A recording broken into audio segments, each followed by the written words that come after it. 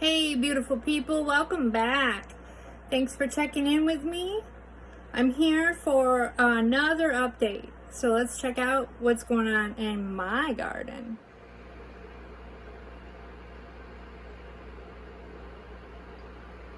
I know it's been a while and I do apologize. But let's go ahead and just jump right in. So here we're looking at the rainbow cherry tomatoes.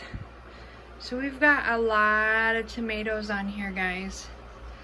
Lots. And we've even got tomatoes that have their color. So the ones that we were looking at ended up being a cross between a red and a purple. My son and I were able to try them and they are amazing. They are very good. There are lots of them turning right now.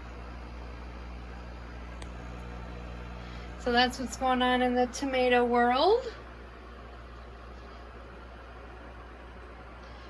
Here we have what I used to have my carrots in, and now I have a DWC lettuce going on. And it's a little bit smaller than what I had because I had one of the 17 gallons and this is a 5 gallon. So I just decided to make it a little bit smaller because I didn't need as much lettuce as I was producing.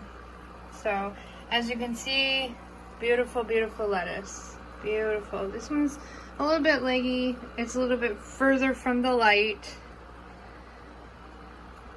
But other than that, we're doing really well. This is some red romaine. Just gorgeous.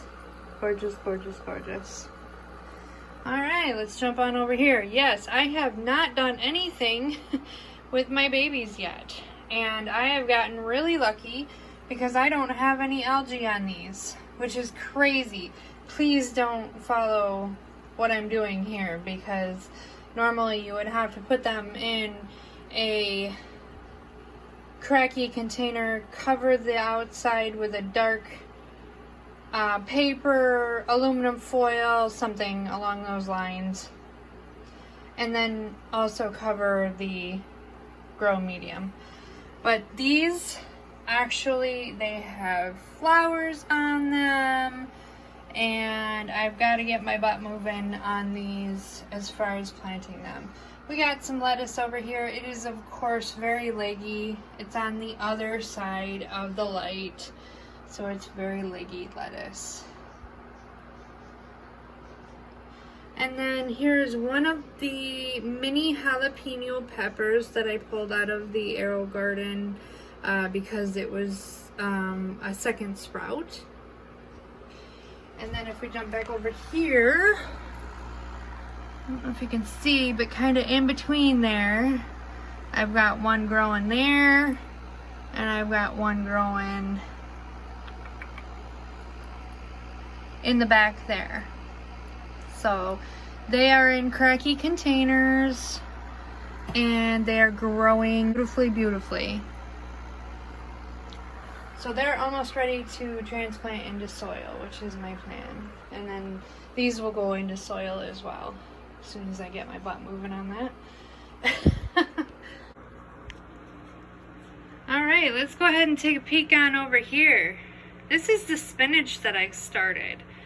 So I started this different way. I started it with no light and just trying to germinate inside of the I-Do using just the seeds. And I had luck with 2 plants, I believe, if I remember correctly. And then I also germinated using a wet paper towel. I misted the paper towel, and then I put my seeds on it, and then I went ahead and folded it up and put it into a Ziploc bag and kept it in the dark. This is the outcome of that.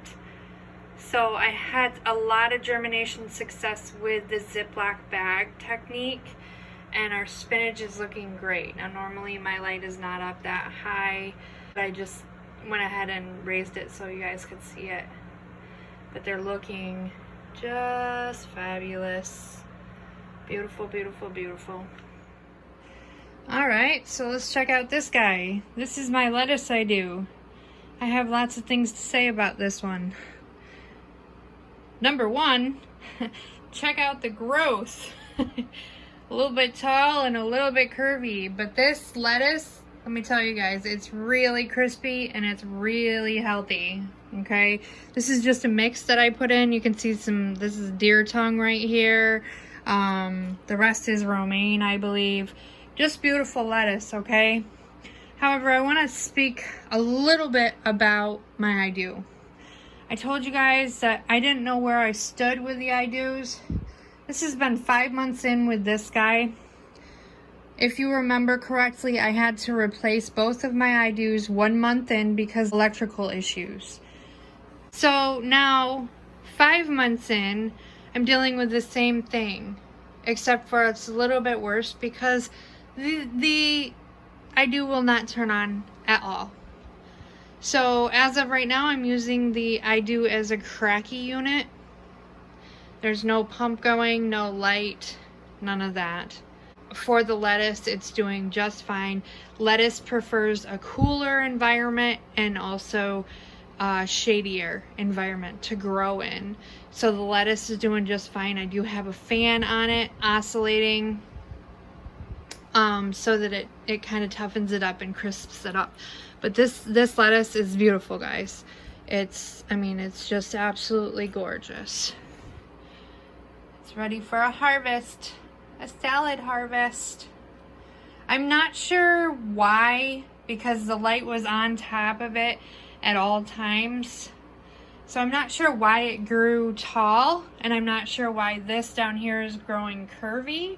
But again, it hasn't affected the taste at all. So that's the lettuce.